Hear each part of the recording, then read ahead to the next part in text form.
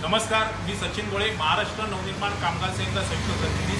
आज मी वक्रांगी नावाच्या कंपनीमध्ये आहे आणि त्या कंपनीमध्ये यायचं कारण तुम्हाला सांगतो, हे जे 150 कामगार आहेत हे महाराष्ट्रातील कानाकोपऱ्यातून आले आहेत। वक्रांगी कंपनीसाठी हे 150 कामगार प्रत्येक महाराष्ट्रातील जिल्ह्यामध्ये जाऊन, तालुक्यात जाऊन, गावागावात जाऊन वक्रांगी कंपनीचं एटीएम विकते, बरोबर ना। ह्या कंपनीची एटीएम द्यायची फ्रँचायझीची पद्धत आहे। त्याच्यामध्ये हे जे कामगार आहेत हे गेले 7 ते 8 वर्ष गावागावात जाऊन वक्रांगीचं एटीएम विकतात आणि त्याच्यामधनं जे कमिशन येते त्या एजंटला देऊन बाकीचे पैसे कंपनीमध्ये जमा करतात। आज कोरोनाची जी लाट आहे त्या लाटीचा संधी समजून ही कंपनी ह्या सगळ्या मराठी लोकांना परराज्यात घालवते। आसाम, पॉंडिचेरी, मेघालय, मणिपूर, नागालँड अशा राज्यात त्यांना सांगताय कामाला जा म्हणून। आता तुम्ही मला सांगा, हे जर 7-7 वर्ष जर महाराष्ट्रातील कामगार महाराष्ट्रात काम करतात आणि ह्यांना कोरोनाच्या दुसऱ्या लाटेमध्ये सांगितलं दुसऱ्या राज्यात जात हे जातील का? एकतर ह्यांना प्रवासाची सोय नाही, तिकडे जाऊन राहायची सोय नाही, तिकडे कोणाला रिपोर्टिंग करायचं ते माहिती नाही। आज 5 तारीख आहे, 1 तारखेला ह्यांना कंपनीकडनं सांगण्यात येतं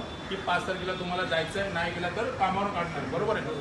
आज हे 150च्या 150 कामगार रस्त्यावर आलेले आहेत। हे 150 कामगार सन्माननीय राजसाहेबांकडे आले आणि त्यांनी सांगितलं की असं असं आमचा विषय आहे। त्यानंतर आम्ही कंपनीमध्ये आलो, कंपनीच्या ॲडमिन्स आणि एचआरशी बोललो, तर त्यांची उडवाउडवीची उत्तरं आहेत की नाही, आम्ही कायद्याप्रमाणे सर्व केलेल्या कायद्याप्रमाणे आमच्या लेटरमध्ये, जॉईनिंग लेटरमध्ये की त्यांनी ट्रान्सफर घेतली पाहिजे, बरोबर ना। आणि ट्रान्सफर आम्ही कुठेही करू शकतो। मला एक सांगा, कायद्याच्या गोष्टी सर्व बरोबर आहेत। आज कोरोनाचं सारखे महाभयंकर आजार आपल्या पूर्ण देशामध्ये, पूर्ण जगामध्ये फिरतो आणि आज ह्या जर 150 कामगारांना सांगितलं की आजच्या उठून तुम्ही दुसऱ्या परराज्यात जायला तयार आहे तुम्ही? नाही ना।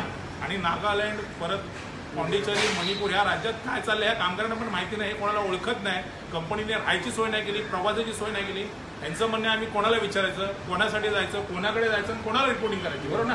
प्रत्येक प्रश्न तुमच्या समोर आहे। एक तर कंपनीच्या अजून ह्या लोकांना प्रवासाचे पण पैसे नाही दिले आहेत। मी त्यांच्या ॲडमिनला वगैरे विचारलं की ह्याच्या पुढे काय करायचं, त्यांनी सांगितलं आम्ही कायद्याने केलं, यांना जे काय करायचं ते करून द्या, बरोबर आहे। माझं ह्या कंपनीच्या वक्रांगी कंपनीच्या एमडींना पण सांगणं आहे की आम्ही चर्चा केलेली आहे, तुम्हाला मंगळवार ते बुधवारपर्यंत सांगितलं की तुम्ही चर्चा करून याच्यावर तोडगा काढा। आम्हाला ह्या गोष्टीवरती सकारात्मक चर्चा झाली तर अतिउत्तम होईल। महाराष्ट्रातील हे कामगार आहेत ते महाराष्ट्रात राहतील। त्यांच्याबरोबर जे दुसरे कामगार आहेत जे नॉन परफॉर्मन्स आहेत त्यांना कंपनीने इथे ठेवलं आहे, पण ह्या कामगारांना त्यांना आसामला पाठवायचं आहे किंवा बाकीच्या राज्यात पाठवायचं आहे। मला एकच एमडींना सांगणं आहे की चर्चेने विषय सुटू शकतो आणि हे मराठी कामगार सन्माननीय राजसाहेबांकडे आलेले आहेत, त्यांना सन्माननीय राजसाहेबांना न्याय मिळेल एवढं नक्की। जर सकारात्मक चर्चा झाली तर अतिउत्तम, पण चर्चेने जर प्रश्न नाही सुटला तर महाराष्ट्र नवनिर्माण सेना काय करते तुमच्या सर्वांना माहिती आहे। माझं एमडीने एकच सांगणं आहे की तुम्ही तुमचे अधिकारी बसवण्यापेक्षा तुम्ही स्वतः बसला तर कामगार त्या गोष्टीला पण ऐकले, बरोबर ना।